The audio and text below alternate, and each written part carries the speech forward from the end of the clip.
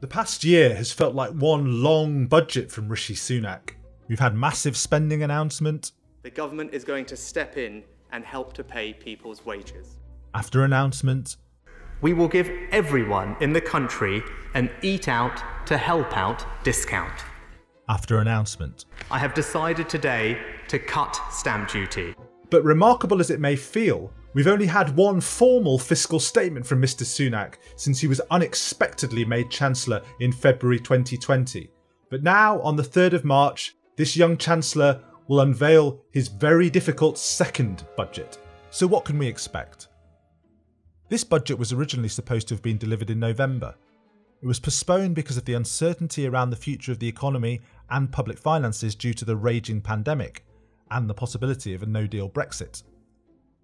The hope in the Treasury was that by March 2021, the emergency would be over and the Chancellor could set realistic tax and spending plans, not just for the coming fiscal year, but also for the rest of the Parliament, to secure the recovery and set the Conservatives on course for victory in the next election. So has the fog of uncertainty cleared? Not exactly. We have a Brexit deal, but the pandemic is, alas, still with us. And while the vaccine rollout means that the end should be coming closer, serious restrictions will remain in place for at least a couple more months. So given all that uncertainty, what should we anticipate from Mr Sunak? One thing we can confidently expect is an extension of crisis support, given the crisis is still on. The £20 a week uplift in universal credit, benefiting some 6 million families, due to end in March, will be extended. But the big question is, for how long? There will also probably be an extension of the furlough scheme, due to end in April. Government grants will cover 80% of the salary of retained workers. But will there also be a detailed roadmap for winding it down?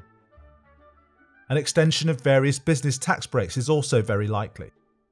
And we may hear of funding to help educate children whose schooling has been so badly disrupted, or for the health service to cope with its long backlog of non-COVID waiting lists. And then there's the question of tax rises. The Chancellor has dropped many hints that he thinks tax rises are inevitable.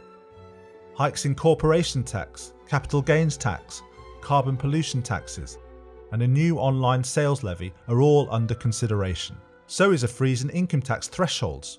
Economists are as one warning the Chancellor to hold off from imposing any new tax increases until the recovery is secure, saying that any new levies over the next year will merely damage the economy.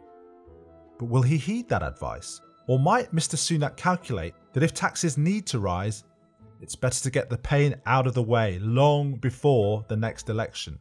That would be a big gamble, and one that many would regard as reckless too, coming in the wake of the UK's biggest economic collapse in 3 centuries.